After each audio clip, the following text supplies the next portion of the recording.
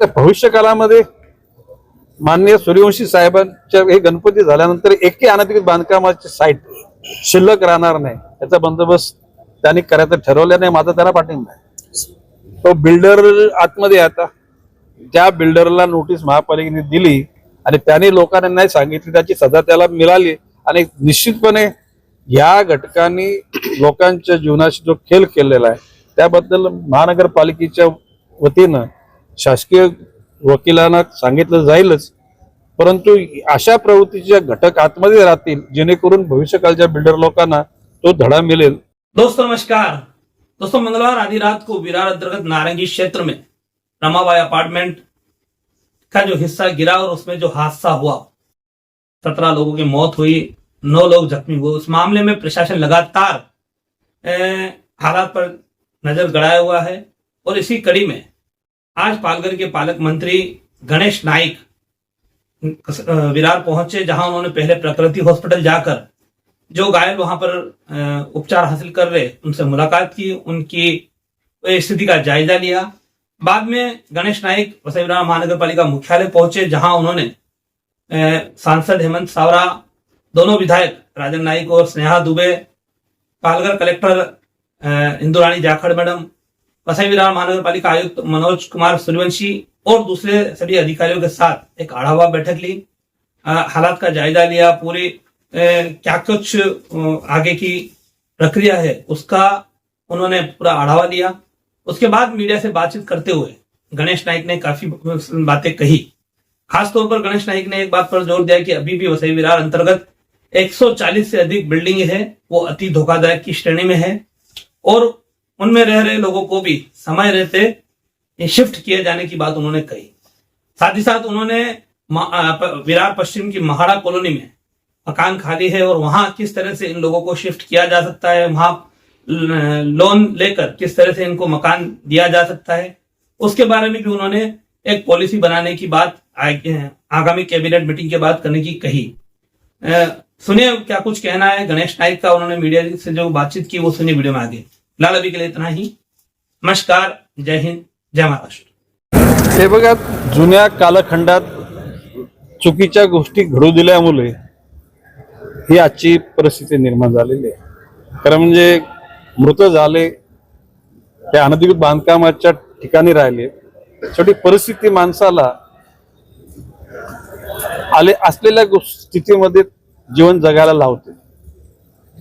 एकूणच जी मृत झालेली 16 लोक जखमी मृत झालेल्यांच्या आत्म्याला चिरशांती लाभावी असे आपण मनाची इच्छा व्यक्त करतोच, परंतु जे जखमी आहेत ते पण लवकरात लवकर बरे होतील. मृत घटकांच्या नातेवाईकांना माननीय मुख्यमंत्र्यांनी 5 लाखाची मदत जाहीर केलेली आहे. मदत पुनर्वसन मंत्री मकरंद आबा पाटील यांच्याशी काल माझी बोलणी झाली. आता माननीय आयुक्त महोदय सूर्यवंशी साहेब आणि त्यांची सगळी टीम आणि जिल्हाधिकारी जाखड मॅडम यांची टीम यांचा जो अहवाल जाईल मदत पुनर्वसन विभागाला त्या ठिकाणी सकारात्मक त्या ठिकाणी निर्णय घेतला जाईल. वसई विरारची अनधिकृत बांधकाम जरा एक बाब असे की आता सुद्धा 140 सदर इमारती ज्या धोकादायक आहेत त्याच्यामध्ये सुमारे 1000 फ्लॅट आहेत. सूर्यवंशी साहेबांशी माझी बोलणी झाल्यानंतर इथेच जवळपास म्हाडाच्या इमारती तयार आहेत आणि फ्लॅट रिकामे आहेत, तर ते कोणाला दिले नाही त्याची खातरजमा करून मंगळवारच्या कॅबिनेटच्या विषयानंतर आयत्यावेळच्या विषयामध्ये मी माननीय मुख्यमंत्र्यांचं एकूण ध्यान या गोष्टीकडे आकर्षित करेन किंवा एकूणच पालघर जिल्ह्यामध्ये असलेला वसई विरार परिसर यामध्येच मोठ्या प्रमाणात अनधिकृत बांधकाम झालेली आहे. सर काल पण तिकडे जरा तुम्ही मला बोलू द्या जरा. आणि त्याच्या सगळ्या आता भविष्य काळामध्ये माननीय सूर्यवंशी साहेबांच्या हे गणपती झाल्यानंतर एकही अनधिकृत बांधकामाची साईट शिल्लक राहणार नाही याचा बंदोबस्त त्यांनी करायचं ठरवलं नाही. माझा त्याला पाठिंबा आहे. आता जर बांधकाम करतील पैसे शॉर्टकटने मिळतील, पण भविष्य काळामध्ये जसे 16 लोकांना मृत्यू झाले तशा प्रकारे आणखी 15, 20, 25, 30 वर्षांनी लोकांना ते आपल्याला नको आहे. आणि म्हणून याच्या पुढे वसई विरारमध्ये अनधिकृत बांधकाम होणार नाही आणि जे झालेलं आहे त्याला पुन्हा कायद्याच्या कक्षेत आणण्यासाठी सगळे प्रयत्न केले जातील आणि जे आता धोकादायक इमारतीमध्ये आहेत त्या लोकांचं स्थलांतर करून त्यांना वित्त म्हणजे फायनान्स करण्याची सुद्धा काही बँकांना हाडको वगैरे या लोकांना सांगून ते कर्ज पण मिळवून देऊ.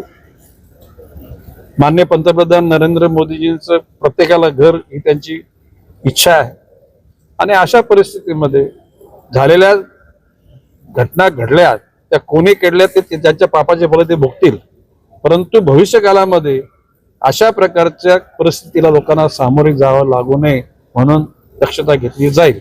आणि मी या गोष्टीचा म्हणजे ही घटना अतिशय दुःखद आहे, परंतु प्रशासक यंत्रणेमधून सूर्यवंशी साहेबांच्या नेतृत्वाखाली त्यांचे अधिकारी, त्यांची फायर ब्रिगेड, पोलीस यंत्रणा, त्याचबरोबर जिल्हाधिकाऱ्यांची यंत्रणा, जाकड मॅडमची, NDRFच्या लोकांनी सुद्धा आणि तुम्ही वृत्तपत्राच्या लोकांनी सुद्धा लोकांना अवेअरनेस करण्याचा प्रयत्न केला आणि या अशा अतिशय वाईट झालेल्या वातावरणामधून शेवटी आता परिस्थिती स्थिरावण्यासाठी पूर्ण मदत झालेली आहे. सर, या ठिकाणी आम्ही काल लोकांशी बोललो, त्यांनी सांगितलं की नोटीस जी आहे ती आमच्यापर्यंत पोहोचलीच नाही. महापालिकेच्या अधिकाऱ्यांनी फक्त बिल्डरला नोटीस दिली होती आणि बिल्डरनी ते लोकांना दाखवली नाही, त्याच्यामुळे आम्ही हे घरं खाली केली नाही असा त्यांचा आरोप आहे. तो बिल्डर आतमध्ये आता त्या बिल्डरला नोटीस महापालिकेने दिली आणि त्याने लोकांना नाही सांगितली, त्याची सजा त्याला मिळाली आणि निश्चितपणे या घटकांनी लोकांच्या जीवनाशी जो खेळ केलेला आहे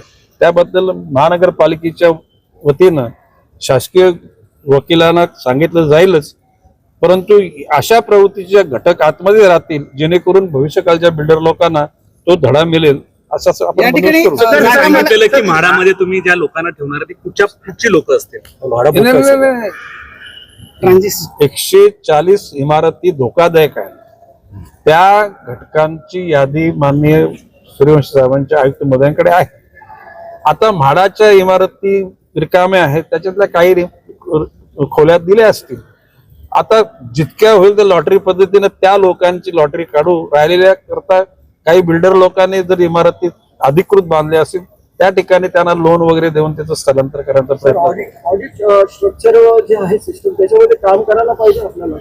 प्रॅक्टिकली स्ट्रक्चरल ऑडिट झालं असतं तर हा अपघात घडला नसता. दुर्दैवानं स्ट्रक्चरल ऑडिट न झाल्यामुळे हा प्रकार घडलाय, परंतु आता गतम न शोके. माझं म्हणणं आहे का गेल्याचा जो दुःख आपल्याला आहे त्याच्याविषयी आता आणखी न चर्चा करता भविष्य काळामध्ये अशी न घटना घडेल याच्याकरता आपण सतर्क या राहू. ठिकाणी- सध्या शोकांतिका म्हणायची की काल सगळं डेड बॉडी तिकडे निघत होत्या आणि दुसरीकडे जर बघितलं तर ह्याच्या इमारतीच्या समोर बांधकाम बिल्डर करत होता, ते पण आले तिकडे. मी तुम्हाला आश्वस्त करतो, हे 5-7 दिवसाचे गणपती गेल्यानंतर या महानगरपालिकेचा जो वारू सुटेल दुष्ट विचाराच्या, दुष्ट कृत्याच्या विरुद्ध, हे थांबणार नाही. शेवट या गोष्टीचा अंत करून नंतर जी महापालिका यंत्रणा थांबेल. पण सर, विरोधकांनी आरोपही केलेला आहे की पालकमंत्री 2 दिवस नाही आले. हे बघा, प्रश्न असा आहे की पालकमंत्री सुद्धा माणूसच आहे. माझ्या सख्या मावस भावाचं निधन झालं होतं. आता हे तर एक खाजगी बाब कोणाला सांगायची नसते, परंतु तुम्ही विचारला म्हणून आता आज मी आलोय. हा कलेक्शन उपकार करायला नाही आलो, हे कर्तव्य भावना आलो आणि कर्तव्य भावना आम्ही पुढे चालूच ठेवणार आहोत. सर, महापालिकेची अनधिकृत बांधकाम लोकांच्या जीवावर उठत आहेत. हायवेला काचेचा लगदा पडून 2 मजुरांचा मृत्यू झाला. पालिका तिकडे फिरकली देखील आणि बांधकाम अजूनही तिथं आहे. CEC प्रमुख जे आणि जिथे घटना घडली तिकडे पण 7 बांधकाम अजूनही चालू आहे आणि काल पण चालू होते. मी आपल्याला मगाशी सांगितलं की हे 5 का 6 दिवसाचे आपले गणपती आहेत ना, जे आपण नॉर्मल बोलतो, त्याच्यानंतर जी मोहीम सुरू होईल त्यावेळेला तुम्ही कौतुक कराल की महानगरपालिकेची यंत्रणा त्या ठिकाणी अतिशय सुरेख काम करते. निलेश म्हात्रेंवर कारवाई होणार का? CEC प्रमुख जे आहेत त्यांच्या अंदर संपूर्ण एरिया आहे आणि असं असताना सुद्धा अजूनही बांधकाम हे बघा, हे एका दिवसात घडलेलं नाही. गेल्या 30-35 वर्षाची ही सगळी परिस्थिती आहे. त्या कालखंडात आयुक्त कोण होते, ADTP कोण होता, त्या ठिकाणी म्हणजे एकूण यंत्रणा कोण राबवत होते, या सगळ्या गोष्टीचा अभ्यास केला जाईल. सध्या कार्यरत आहेत ना सर ते कोण? निलेश म्हात्रे आता सध्या कार्यरत आहेत. हे बघा, ज्या तुमच्या वेळेला अंडर आहे सगळं.